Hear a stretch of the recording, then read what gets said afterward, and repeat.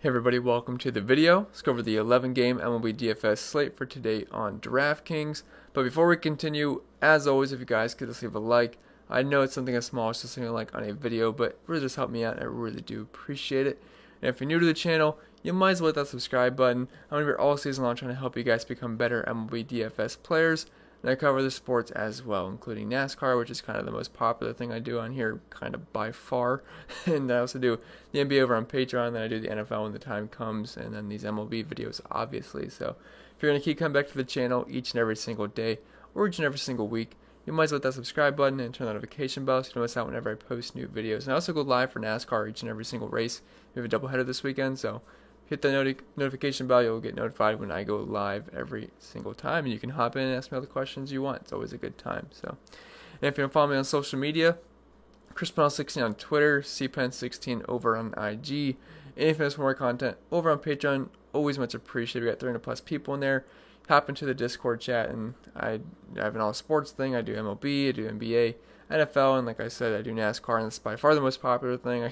There's over like 200 some NASCAR members just for that. So if you're interested, links in the description below. If you're not, that's fine. Let's just dive into today's slate. So pretty good slate. We have a Coors Field slate, and we have the Astros in Coors Field. So definitely going to be interested in some of these Astros bats. Now the problem is they're super expensive, so we'll have to see what we do with pitcher. If we can fit in some studs like DeGrom or Cole, I'd be perfectly fine with it. But just keep in mind, we have the Astros with a team total of, I think, above 7 right now. If it's not 7, I'll have it on the page when we switch. But it's close to 7. It might be over 7, but it's high 6s if not. So we'll definitely have to have some interest in these Astros because they can definitely go nuclear on this slate. So keep that in mind when we talk about these expensive pitchers.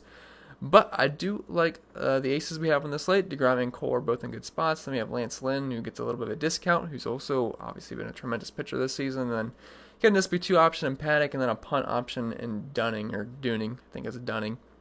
That we'll talk about. But let's start up top with Jacob DeGrom. He comes in 11,800, and he draws the soft matchup of the Miami Marlins versus Miami, obviously, but in Miami, which is a great pitcher's park, very spacious, and typically suppresses the runs in that park, and Vegas would agree. He's got only 2.92 runs against him, 70% chance for the win, and 7.5 strikeouts in Vegas. Obviously a good pitcher's park if you look at the park rating. And if you're looking at DeGrom's numbers last season, they were obviously elite, one of the best pitchers in baseball right up there with Garrett Cole at 0.84 home runs per 9 innings, only 29% hard contact rate, and high ground ball rate, elite 6% walk rate, over a 30% K rate. Yeah, he's going to be a fantastic option here. Really, no one on Miami scares me. And I did finally update these to the 2020 statistics for the team matchups. I didn't do it for the pitchers yet because we only have 4 starts, but we have a lot more plate appearances than we do pitchers having innings thrown yet. So I do have these updated for 2020. And if you're looking at the Marlins splits versus righties this season, 106 WRC plus, 320 WOBA, which isn't bad, but only a 148 ISO, which that's pretty low in the poll there, or the totem pole, I was going to say, and a 23.8% strikeout rate. So overall, I do like the matchup versus Jacob DeGrom. Now, the Marlins have actually sucked, like big time versus lefties, but overall, this is a pretty weak lineup, and last season they really struggled with the righties. I know there's a couple of new bats here, but Jacob DeGrom should be fine. Now, if we're looking at his numbers so far this season, he's just been pretty much the usual Jacob DeGrom, 26 points, 15, 29, 17, a couple of low scores there, but it's still early in the year, and he's still getting warmed up. But his last start was versus Miami. He only scored 17 points, but overall, I think Jacob DeGrom should be okay here. Now, he's very expensive, and I don't think he's an absolute must on this slate. Is he the best pitching option in this slate, in my opinion? Yes, but keep in mind, we have Coors Field, and we got the Astros there, which means it's not like the Marlins are in Coors Field or anything. We got the Astros, and there's a lot of guys that can score a lot of points there, like Jose Altuve, George Springer, if he happens to make the lineup.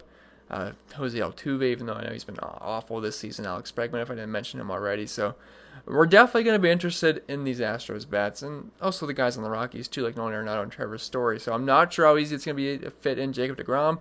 If we can do it, I love it. But we're going to have to find some value in the bats, which I do have some value options listed, so it might not be too hard to fit them in, but just keep in mind, very expensive, and I do want a piece of Coors tonight. Then dropping down to Garrett Cole, comes in at $800 less, which I actually don't mind. He has a matchup versus the Rays, which the Rays are a much better offense than the Miami Marlins. So I'm going to give the advantage to Jacob DeGrom here. But Garrett Cole is one of the best pitchers in baseball. There's no team total out yet for the Rays or the Yankees game. but 8.5 strikeout prop in Vegas, which is going to be the highest on the entire slate. And if we're looking at his numbers last season, obviously they were just out of this world. He had an insane 40% K rate, 6% walk rate, and just amazing numbers overall. Did struggle a little bit with lefty power. I mean, he had a 43% K rate to lefties, which is, again, insane. But he did give up a near 200 ISO to them, so he can give the occasional, solo shot. So maybe a guy like Austin Meadows or maybe Brandon Lowe, however you say his last name, they could take him deep on a solo shot. But for the most part, I think Gerrit Cole should have a really fine game, and he just played them recently too. And he struck out 10 of them and scored, 20 fantasy points? Now, he did go up 3 runs, which obviously capped his ceiling at only 20 points, but overall he's been good this season, 24, 23, 19, 20, and it's coming off his best outing of the year. Fantasy point-wise, with 31 versus the Red Sox. He went 7 innings, struck out 8, no walks. And he's not going to have any pitch count issues. We've seen him go over 100 pitches twice out of 5 starts so far. So definitely like Gerrit Cole here. The strikeouts haven't been as high as they were last season, but I mean, still, he's a guy that you can certainly trust in your lineup. So I like Gerrit Cole if you need the $800 savings off of Jacob deGrom. If you're going head-to-head and salary wasn't an issue, I'll side with deGrom just because he's pitching in Miami, which is a great pitcher's park, and the Marlins lineup is just not that scary. So I'll give the edge to deGrom, but both are fine options. Just depends if you can afford one or the other. And if you can't spend all the way up at pitching, which I totally understand because, again, we got Coors Field on the slate, and they are very, very pricey for the most part. So I don't mind Lance Lynn at 9,200. This guy has just been absolutely excellent this season. He was great last year, but he's been awesome this season.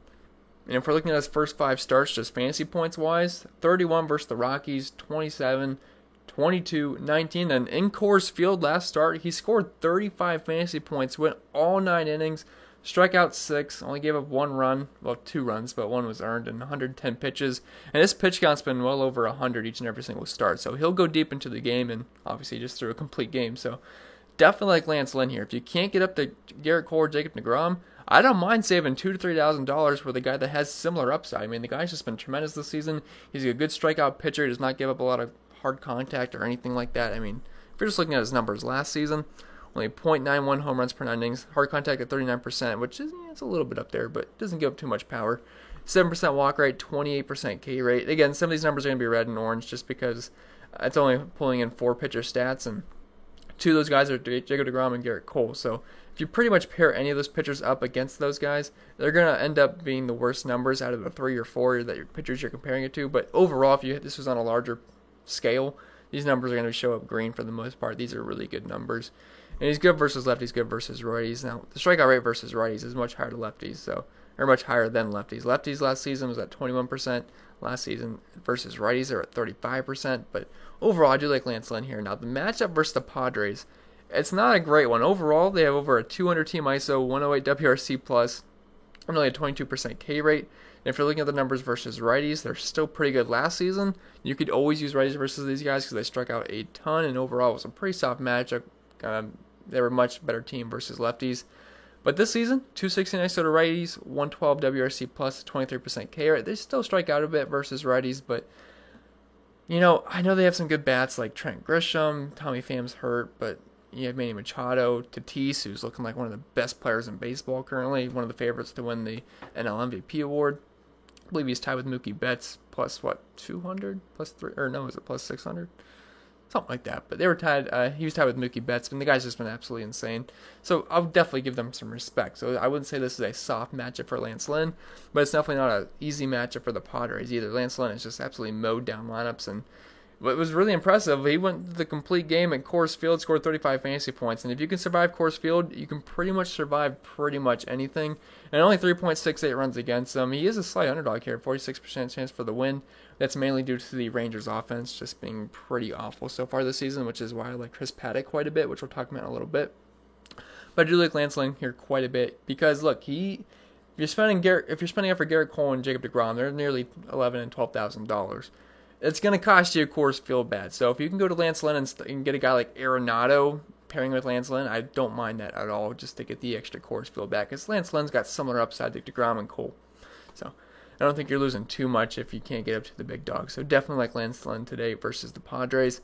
Then we're going to look at some potential SP2s. Because I think for SP1, you got to play at least one of these 3 guys. I would really want to go with the Paddock and another 7K or even a 4K option I have here in Dane here, but Chris Paddack, 7,700. I'd imagine he's going to be the chalk SP2 here. Vegas really likes him. Only 3.34 runs against him, which is going to be one of the lowest on the entire slate. He is a slight favorite as well, going up against Lance Lynn here, and 5.5 strikeouts in Vegas. If we're looking at his numbers last season, obviously pretty darn good. Had good control, 6% walk rate. Did give some hard contact on homers, especially to the lefties, but the Texas Rangers have been pretty horrendous so far to start this season. And I did update these with the 2020 statistics. And overall, a 22% K rate, but a 133 ISO, 287 WOBA, and a 71 WRC+. Plus. These are some of the worst numbers in the entire league. And if you're looking at their splits versus righties, they have an awful 68 WRC+. Plus. I mean, that's one of the lowest. You'll see I actually might be the lowest. I have to double check the ranking on that, but it's definitely near the bottom, very bottom of the entire league. Only a 282 WOBA, 121 ISO, 21% K rate. They're not striking out a ton, more so versus lefties, but there's just been no power there. I mean, they're just not hitting homers. They're just not doing much. So definitely Chris Paddack here at 7,700. His last outing versus the Dodgers did not go well, but what are you going to do? It's the Dodgers. They crush right-handed pitching, so I'll give him a pass there. So I think we can probably expect 15 to 20 points out of Chris Paddack at a very fair price tag. So I'd have to imagine. I'm recording this at 12 in the morning. I usually do this the morning of, like around 9 o'clock to 10 o'clock, so I got a better grip on ownership and whatnot. But my first thought is that Chris Paddack's going to end up being very chalky on this slate, especially at that price tag. So I'm definitely in on Chris Paddack at SP2 today. Now, if you want to just load up cores today, like you're telling yourself, I need to play Trevor Story, I need to play Alex Bregman, I need to play Arenado, those kind of guys, you might have to punt all the way down. And I don't hate Dunning here. I think it's Dunning. I don't think it'd be Dooning. It's not how it looks like, how it would be pronounced. But let's just go with Dunning here. So 4,500. We have no MLB statistics here, and he missed last year with an injury. So it's a little bit of guesswork, but he was a top 100 prospect I read before the 2019 season when he got hurt. So a little bit of upside here, but I'm mainly just interested in the matchup versus Detroit. Now, they have just been awful versus right-handed pitching this season, and they were last season as well. And if we're looking at the new updated 2020 statistics, just overall, they have a 28% K rate on the season. 28%, 93 WRC+. Plus. Now, they've been pretty good to lefties. Look at these numbers. 247 ISO, 384 WOBA, and 145 WRC+. Plus. They've been a pretty good team versus left-handed pitching. But if you're looking at the splits versus righties, they have a league-high 29.9% K rate, 170 ISO, 281 WOBA, and 75 WRC+. Plus. Look, I don't think he's going to go too deep into this game whatsoever, but you really don't need him to go too deep. And even if he went too deep, or let's say he goes deep into the game, it's probably when he ended up getting in trouble anyway. So maybe if he gets us 3 to 4 innings, if we're lucky, maybe 5. But if he gets out of there unscathed, maybe gives up a run or two, but can get some strikeouts, it's not the worst play at 4,500. Now, I'm not recommending you just go out and play Dunning and Cash games and all that, but I mean, maybe if he's going to end up being really chalky tomorrow, you could get away with it just to fit in the Coors Fields bats. But I mean, right now, he just kind of feels like a GPP punt here, but he's there if you need it. 4,500. You like righties versus Detroit. There's some upside there. I don't think he's going to go too deep into the game. I've not seen an official pitch count, but I can't imagine it's going to be too deep whatsoever. But at 4,500, you're kind of just hoping for 8 to 10 points, and you'll definitely be happy with that. Maybe like 6 to 10 points. And you're mainly just using him to get Coors Fields bats. So he's there if you need a punt, but that's pretty much it for pitchers. I mean, there's some other guys that are okay, but this is kind of like the main pool I'm looking at currently. So now we'll move on to the bats. And we got a lot of bats on this slate. I mean, these Astro guys are just way overpriced, but they are in really good spots. But we'll start up top at catcher. We have Martin Maldonado, 5,100. Look, I don't really want to pay 5,100 for Martin Maldonado, but he actually has been hitting pretty well recently, so I'll give him some respect for that.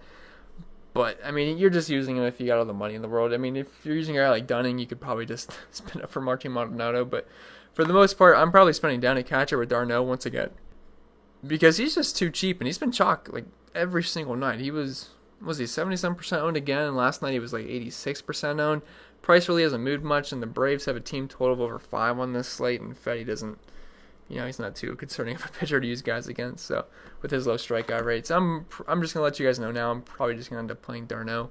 But Maldonado's fine if you need the if you just need to stack up the Astros and you feel the need to pay that much for Maldonado, but I'll just tell you right now, he's not going to get out as a good value, but he's on the best offense of the slate. Roberto Perez, 4,100. He recently returned from injury, and they're going to face off versus lefty and Stephen Brault.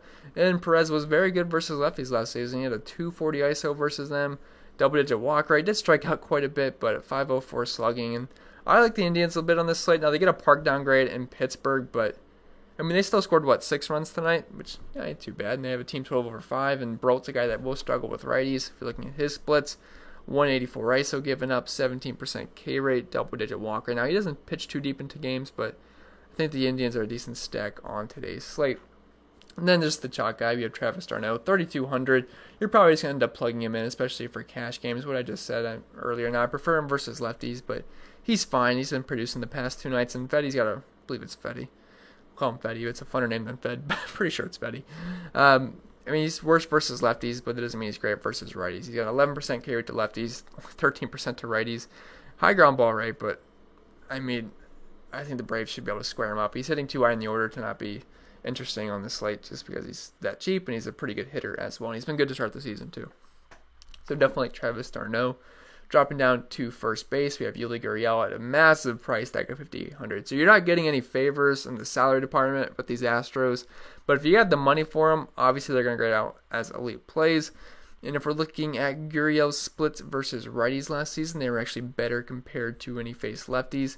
So looking at splits, 241 ISO to lefties and a 241 batting average. But to righties, 244 ISO, which is slightly, the power numbers are pretty similar to both sides of the plate, but a 320 batting average to righties, better slugging, better WRC plus, only a 12% K rate, 6% to lefties, but high contact hitter in Coors Field, and Castellani is not a pitcher that's going to scare me in the slightest, so feel free to load up all the Astros you can. The problem is they're just super, super expensive. I don't know if you guys remember when the Diamondbacks were in town in Denver, but they were all really cheap, and it was super easy to stack them all up. Unfortunately, not the case, but again, if you have the money, they're going to grade out as an elite play. Freddie Freeman, 5,300. I believe he homered last night, and the Braves ended up doing very well, and I think you can certainly look his way. Freddie was a guy that is not very good versus lefties. He's not good versus both sides of the plate, but only 11% K rate to lefties, near 200 ISO. Freddie Freeman just smashes right-handed pitching. He's good versus lefties too, but better versus righties. 310 batting average, just overall really good numbers. You guys don't need me to read. You guys don't need me to read them to you. You guys get the idea. If you have the money for Freddie Freeman, I don't mind that. And then Carlos Santana, 4,200. He had the game-winning home run last night, I believe. Did the game go extra innings? I think it did, but he hit it late and ended up winning. But I do like Carlos Santana in the Indians squad here. I don't have too many Indians listed because I prefer just getting some Coors Field guys. And for the most part, these Indians are pretty expensive, like Jose Ramirez, Cesar Hernandez's price is getting up there, and Francisco Lindor. So I don't have them listed in here individually, but I think they make a decent tournament stack on this slate. But the price on Santana was fine. I do have a couple of cheaper Indians options listed as well. But Santana's fine versus both sides of the plate. Pretty similar numbers overall. Better batting average to lefties and some just overall better numbers to lefties, but still fine numbers versus righties. So I don't mind Carlos Santana. Then if you need a punt option, Kevin Cron here, only just 2,000. He's the bare minimum going up against Luzardo here. Now, I don't really like the Diamondbacks, but this is mainly just a price play. So if you're playing a guy like Jacob deGrom or Garrett Cole, you're not going to be able to spend up for all these bats. And you're still going to want some Coors Fields exposure or even some Dodgers bats. So you might just have to punt here. And I don't mind it here. Kevin Cron's the bare minimum. If you're looking at his splits versus lefties last season, he had a 222 ISO, which is not too bad, but the other numbers aren't really encouraging. Only a 220 batting average and a 45% K rate, but there's some decent power there to lefties, and I actually don't hate that whatsoever. So if you need just an absolute punt option, I don't mind Kevin here. They're dropping down to second base. He's also eligible at first base as well. But we have Max Muncy. So the Dodgers, they were super, super disappointing last night. I had a stack of them as my main lineup, and they did absolutely nothing. I really liked the Phillies game, and I really liked the Phillies-Boston game. I did have a little bit of exposure to that in my main lineup, but I think I had Devers and Alex Verdugo. But, man, the Dodgers did nothing. They made Marco Gonzalez look like a Cy Young contender. Didn't he have 9 or 10 strikeouts, I believe? He just made Cody Bellinger look silly. AJ Pollock couldn't do nothing, but I don't mind going back to the well here versus Taijuan Walker. He's not a pitcher that I'm really too concerned about. He had 2 decent starts this season. He had one really good start. I believe it was versus the Athletics. But I'm going to start with the Dodgers here pretty much anytime they're facing a righty not named like Shane Bieber, Garrett Cole, or Jacob deGrom. So I'll give the advantage to the Dodgers here. Max Muncy's great versus right-handed pitching. He's good versus lefties too. But, I mean, great numbers overall. 267 ISO. 134 WRC plus, and just really good numbers. If you're looking at the numbers last season for Walker, you can't. It's too small of a sample size, but he's certainly someone we can use both sides of the play too, I think. So, I especially like the lefties here for the Dodgers, but I think you can full stack this Dodgers lineup for the most part. 5.52 runs in Vegas, which isn't obviously going to be high compared to the guys in the Astros uniforms, and also the Rockies are above that as well, 5.65, but they are a decent stack on the slate, but they're not like an absolute must like I feel like they have been the past 2 nights. Then if you want the Rockies guy, you can go with Gary Hampson here at 4,700. We'll be leading off versus the lefty and Framber Valdez. Valdez is not a bad pitcher if you're looking at his splits. I mean, only a .099 ISO to lefties last season, and he had a 20% walk rate though, which is way high. 24% K rate. But if you're looking at righties, 170 ISO, 19% strikeout rate, really high ground ball pitcher, which I hate getting guys that just get a ton of ground balls. But I mean, we're in Coors Field, so he kind of neutralizes that. And he's going to be leading off 4,700, one of the top stacks on the slate. So I do like Garrett Hampson, and he has some decent numbers versus lefties last year. And then if you want a punt option, we have Luis Garcia, who just continues to play very, very well, and he's just free pretty much every single night. I think he's going to be one of those guys we keep playing until they raise his price tag because he's been producing. You're going to be facing a righty tonight in Kyle Wright, and if you're looking at Kyle Wright's splits last season to lefties, I mean, they're pretty bad. 15% K rate, 250 ISO, 423 WOBA, so I do like Luis Garcia here at a free price tag pretty much. Then dropping down to third base. Third base is loaded, and we got 2-3 high-end guys I like quite a bit, and you could also throw in Jose Ramirez as well, but I don't want to list every single buddy on the slate. But Alex Bregman, 6,200. I mean, he's one of the top plays on the slate. I prefer him versus lefties, but we're in Coors Field, and Castellani I'm not too scared about. And he's still got good numbers versus righties. A 274 batting average, 256 ISO, 415 on base percentage. So I don't really need to go too in-depth here. I mean, all the Astros guys are elite plays, and Bregman, he's expensive, but he's definitely a good play. Nolan Arenado, 5,700. So I don't mind just saving, 500 with Arenado here, because he's facing a lefty in Coors Field. Anytime Arenado's facing a lefty in Coors Field, he's going to be one of the top options on the entire slate. Now, Valdez is not trash, but I'll give the advantage to Arenado here. 300 ISO to lefties last season, 315 batting average, and just, you guys know the rule. If Arenado's facing a lefty in Coors, he's in your player pool. That's pretty much how it is, and he's going to be one of the top plays on the slate. Justin Turner, 4,900. I prefer him versus lefties, but I do like the Dodgers on this slate, and people might shy away from them because they only scored, 2 runs last night, and Austin Barnes pretty much did all the damage last night. That Corey Seager got the RBI single, but really they didn't do much of anything. But don't mind Justin Turner if you're stacking up the Dodgers, but I'd really try to get up to Arenado at that point. But I do like Toro here quite a bit, 3,600. Now, I remember he hit second versus the lefty. I would assume he's going to be hitting near the bottom of the order here versus the righty. But if he's hitting higher in the order, that just makes him an even better play. But I still like him if he's hitting near the bottom here at 3,600 because anytime you can get a cheap Coors bat, I think you should do it, especially if with the guy who's on the best team on the entire slate with a team total of near 7. He's only 3,600, and he's fine. I mean, the guy's a capable batter. And if you're looking at his splits versus righties last season, 236 ISO, 126 WRC plus, 273 batting average, very high ground ball rate, but he's cheap enough where he's definitely going to be of interest in Coors Field. Then dropping down to shortstop, we have Carlos Correa, who's at an insane price tag of 5,900, but he was actually better versus righties last season with a 307 ISO, 270 batting average, and your 600 slugging, 137 WRC plus. Did strike out quite a bit at 25%, but again, if you got the money for these guys, they're going to be tremendous plays. But that's the only problem with them is that they're super expensive. Then Trevor Story, you can save, again, 500 like you could with Arenado off of Bregman. And you can get a very similar elite play here. Now, their team totals are about a run lower than the Astros, actually a little bit more than a run lower, but they're still going to be one of the top teams on the entire slate to target, and I could definitely see both these guys' teams' team totals rising as the day goes on.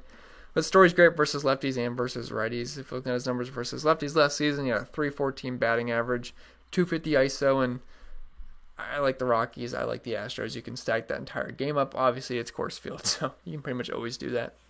Then Corey Seager, 5,000. He's super expensive, but I mean, he's had a hot start to the season. He was actually only one of the Dodgers bats that did anything last night, and I don't mind these lefties here versus Taijuan Walker.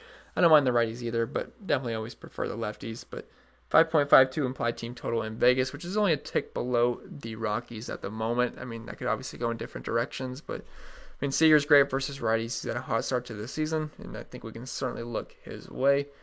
And if you need a cheaper option here, we have Luis Urias at 2,600 going against the lefty in Rich Hill. Now, Rich Hill as a pitcher I do respect, and I love his curveball. It's a very, very pretty curveball. It's like a rainbow. Very nice to see. One of my favorite pitches in all of baseball.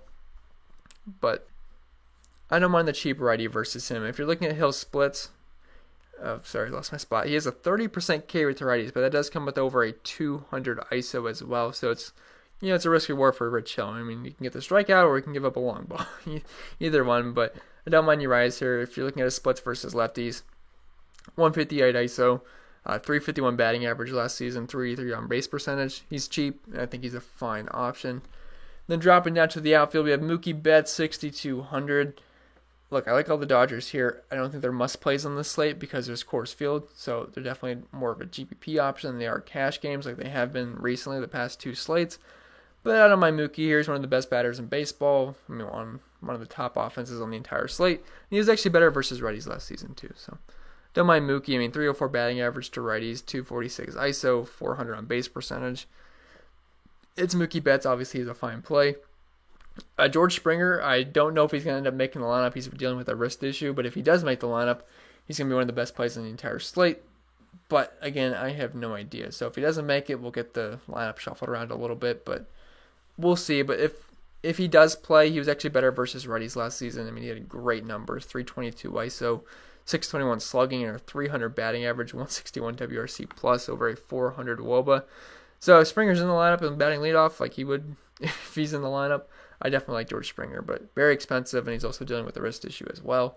Cody Bellinger, 5,400. He's been kind of hot garbage to start the season for the most part. I believe his batting average is in the hundreds, which is not Cody Bellinger like. I mean, last season he had a 300 batting average, I think, versus both sides of the plate. Or no, 280 versus lefties and then 317 to righties. But he's just been pretty bad this season. I mean, he's had a couple of good games, but it's been a little rough, especially last night. But don't mind going back to the well here with the Dodgers. They should be lower owned, and I think they definitely make a decent tournament stack. Bellinger crushes lefties. He crushes righties. Doesn't really matter who's going against, but I mean, some of the best numbers versus righties in the entire league. So definitely like Cody Bellinger versus Walker, but pretty much only in tournaments. Then Nelson Cruz here, not going up against Corbin Burns. I got to fix that. Sorry about that. That's fixed. He's going up against Brett Anderson, and anytime Cruz is going up against a lefty, he's got to be on your radar because the guy just absolutely crushes lefties. He just seems to get better with age. I don't know what it is, but the guy's an absolute machine, and he's one of the best lefty mashers in the entire league with a 461 ISO last season and your 800 slugging, 322 batting average. He should not be able to do the things he does at his age. It's just absolutely insane, and he's a wonder. But I mean, Brett Anderson's a very low strikeout pitcher. Now, the one thing against him is that he is a very high ground ball pitcher, so he doesn't really tend to get smashed with home runs and that because it usually keeps it on the ground, but very low strikeout guy, 9% to lefties and only 12% to righties. 161 ISO get up to righties, so he doesn't get killed, but it's Nelson Cruz versus lefties, so always give the advantage to Nelson Cruz in these kind of matchups. And then go into some more Coors Field bats. We have Josh Reddick and Kyle Tucker. Reddick should be hitting near the top of the order, 4,800, so you get a little bit of price savings compared to 5,900, 6,200, 5,800 with Gurriel, and 5,100 with Maldonado. So I could see these guys gaining some ownership just because of the price tags. But you definitely got to have interest here if you're looking at Reddick's numbers versus righties last season. They weren't great, but an 11% K rate, 120 ISO, and look, he's cheap enough compared to the other Astros bats where he's going to be on my radar for sure because of the price tag and, again, top offense in the entire slate. Same exact reasoning goes with Kyle Tucker. If you're looking at his numbers last season, he had a 300 ISO to righties, 550 slugging, very high strikeout rate at 31%, but he's going to be a fine option here. Then Franmil Reyes, 4,300. Again, I have not talked about many Indians just because of their price tags, but he actually comes in at a pretty fair price point. He's been hitting very well recently, and at only 4,300, he smashes lefties with a 240 ISO, 126 WRC plus, 280 batting average. Does strike out quite a bit, but I mean, Stephen Brault's a guy that will give up some righty power, 184 ISO given up, and a double-digit walk rate. So I don't mind Franmil Reyes. Matt Kemp, if you just want a cheap Coors Field bat, which I never mind getting cheap Coors Field bats because they're usually really expensive for the most part. So anytime you can get a cheapie, I don't mind that whatsoever. And if you're looking at Matt Kemp's numbers versus lefties last season, he had a 70% ground ball rate, but 286 ISO and just some decent power numbers, 571 slugging and a 286 batting average. So 4K for Matt Kemp and Coors Field versus a lefty. I have no issues with that. Then we have AJ Pollock, who is a right-handed bat, which I think is not showing up because of sometimes there's periods in between the A and the J in his name, but definitely a righty bat, and he's just a cheap option on the Dodgers. I don't think he's a must-play. I mean, last night I loved him, did absolutely nothing, but I did like him versus the lefty quite a bit. He's got worse numbers versus righties, but he's a fine option if you're stacking the Dodgers, and he's also fairly priced as well at $3,900. Then we have Adam Eaton, 3K, who just continues to be too cheap. I'm really not sure why he's this cheap, but I believe he scored 14-some points last night. He's going to be batting second. He's really cheap at 3K. Kyle Wright does struggle with lefties if we're looking at his numbers last season. 250 ISO, 423 WOBA, 15% K rate. So I like the price tag a lot on Adam Eaton. I think he definitely makes sense as a salary relief option. Then if he makes the lineup, Jordan Luplow at 2,800, he should make the lineup versus a lefty. I mean, he was one of the best lefty smashers in the entire league. I can't imagine Tyler Naquin would make it over him versus a lefty. So do like Luplow as long as he's in the lineup. But I mean, last season, this guy had like JD Martinez like numbers, Nelson Cruz like numbers versus lefties. Obviously, he didn't bat every single day like those guys, but I mean, versus lefties, he was great. Near 200 WRC plus, 16% walk rate, 34% fly ball rate, kept the ball in the air, 422 ISO, and 742 slugging, 320 batting average. So if he makes the lineup at 2,800, definitely some home run potential there versus Steven Brault. So I do like Luplow, but that's pretty much it for the player pool, guys. Obviously, things can change throughout the day depending on how lineups look and just some guys I might have missed off the top of my head. But, I mean, I just kind of go through the list here, list some guys I want to talk about, and then we throw them up on here on YouTube. But I hope this video was helpful, guys. If it was, remember to leave a like. If you're new to the channel, make sure you hit that subscribe button. And you guys get the idea. Check out NASCAR if you're interested this weekend. We have a doubleheader. It's at Dover. So check it out if you are interested, and that's pretty much it. I am going to head to bed, so I hope you guys enjoy your Wednesday.